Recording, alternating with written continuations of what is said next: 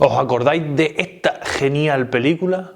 ¿Me podréis decir qué ciudad se supone que se representa en la película? Bienvenidos, bienvenidas cinéfilos, seriéfilos. En el día de hoy vamos a ver el análisis técnico de Seven. Comenzamos. En relación a la pregunta que he hecho al principio, si has respondido ninguna, has acertado. Si has respondido Nueva York o Filadelfia, has acertado en parte. Y es que hay que explicar que esta ciudad no tiene un nombre. En ningún momento se nombra en la película el nombre de Nueva York o el nombre de Filadelfia o el nombre de otra gran ciudad estadounidense. Simplemente se dice esta ciudad y hay que ponerse en contexto. Sí que es verdad que en muchos casos nos recuerda a Nueva York, pero en realidad la mayoría de la película se rodó en Filadelfia, pero como veremos más adelante tiene tintes de Nueva York porque el guionista escribió Seven en Nueva York. Estos son cosas curiosas de una de las mejores películas del cine, por lo menos para mi gusto. No sé si es también del gusto de vosotros, ponérmelo por aquí, por la caja de comentarios, por supuesto. Y por supuesto, de una película muy arriesgada que viene en esa línea de películas arriesgadas de los 90. En cualquier caso, como siempre hacemos aquí en estos análisis, vamos a ir poco a poco con este film de Seven. Advertencia: todo aquel que en comentarios se queje de spoiler será perseguido por todas las fuerzas especiales del mundo mundial, hasta el fin de los días. Sinopsis. El veterano teniente Somerset, Morgan Freeman, del Departamento de Homicidios, está a punto de jubilarse y ser reemplazado por el ambicioso e impulsivo detective David Mills, Brad Pitt.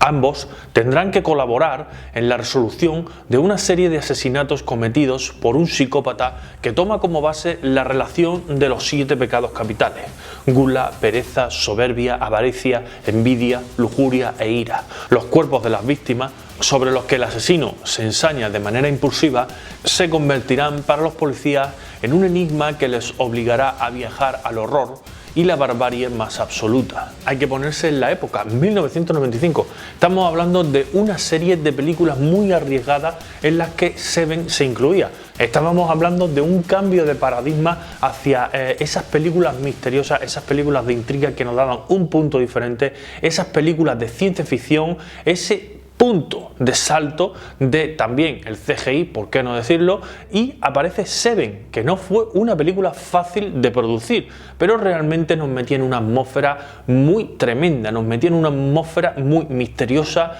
muy de intriga y muy particular. Porque hay que decir que este tipo de películas de crimen, este tipo de películas de intriga, habían evolucionado, habían pegado un salto, y creo que Seven puso su granito de arena. Estamos viendo que normalmente el cine negro era como una fotografía de los años 50, de los años 60, de las aventuras, por ejemplo, del detective Marlowe. Pero luego pegamos un salto. A partir de ese género slash, pues pegamos el salto a lo que sería un asesino en serie. Y Seven no se tomó ese asesino en serie como algo de terror, como algo de horror, como una película, bueno, gore, sino como una película de intriga, como algo serio, como un tipo que quiere llegar a hacer una obra maestra con unos asesinatos y unos detectives que van detrás de él.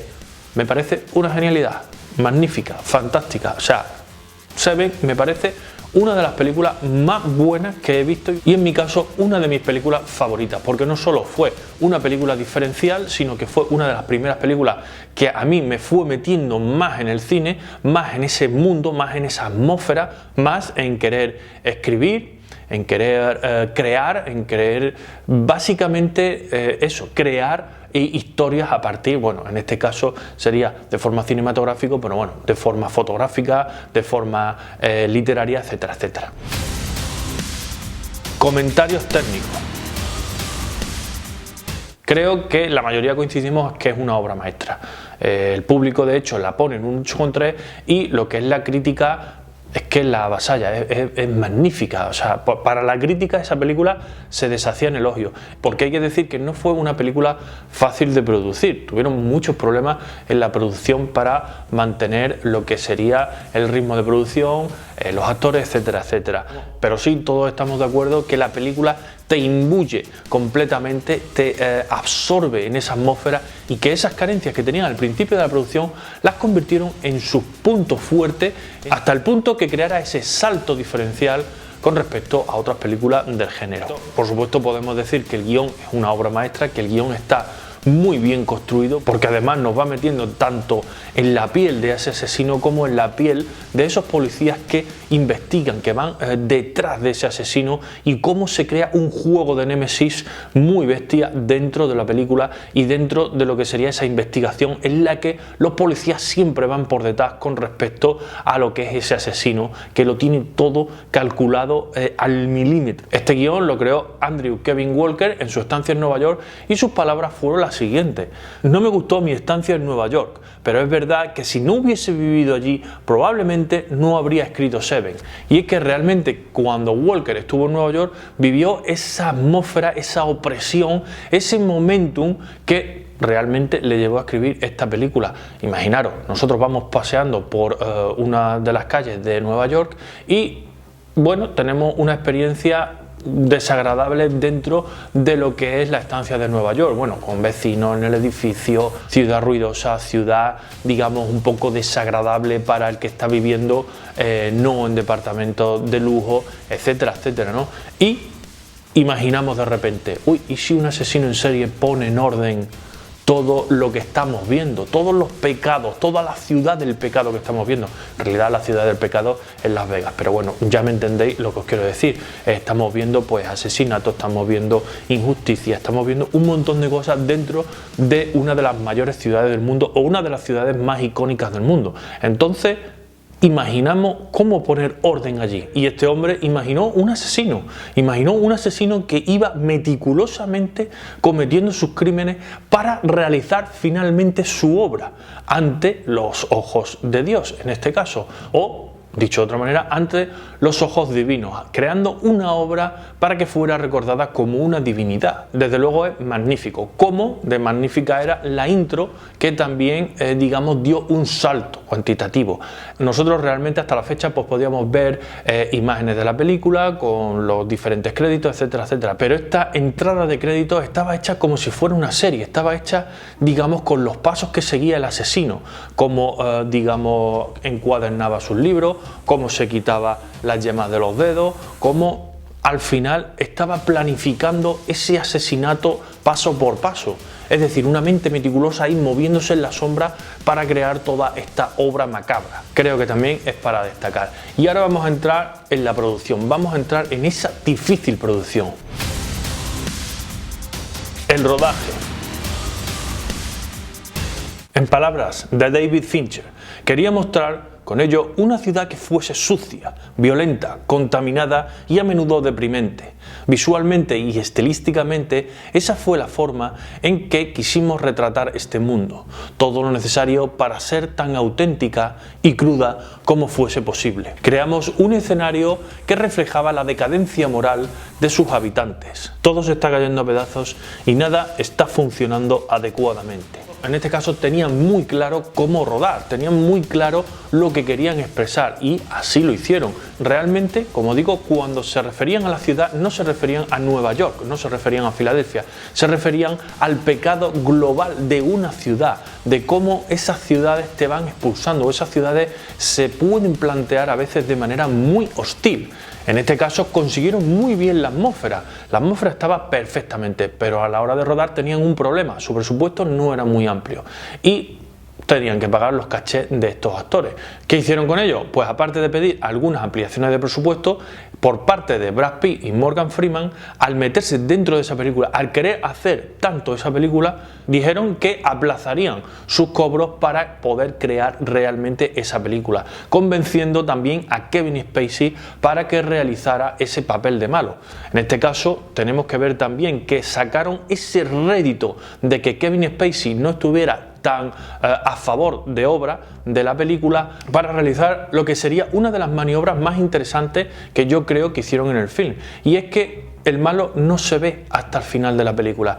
Teniendo en cuenta que el malo era Kevin Spacey, se tenía que haber visto en algún momento, aunque sea de rafelón, aunque sea de lejos, aunque sea difuminado, lo que sea. Se tenía que haber visto en la escena del crimen, o se tenía que haber visto en lo que es la película. Esto realmente es una regla narrativa de justificación, es decir, nosotros tenemos que justificar que haya personajes y nosotros tenemos que justificar que todos los personajes estén en escena en algún momento, es decir, nosotros podemos enseñar dentro de una película de intriga a todos los personajes al principio, pero tener a ese malo aislado o en el limbo hasta el final, que se sepa, que haya un giro de guión. En este caso esa regla se cumple, porque el malo sale, pero no sale la cara en ningún momento, siempre va tapado, siempre va con el sombrero, siempre va con la gabardina, siempre se cruza. Entonces ese juego es brutal, porque ese juego es muy bueno con respecto a crear esa atmósfera y a crear, digamos, ese rodaje, esa dinámica de rodaje. Y al final, por supuesto, convencieron a Kevin Spacey. Y si vemos la escena final, pues todos salen en pantalla, incluida Gwyneth Paltrow en este caso. Ya sabemos cómo sale Gwyneth Paltrow, pero al final se da esa regla narrativa en la que todos los protagonistas, antagonistas o todos los personajes principales aparecen en la resolución final.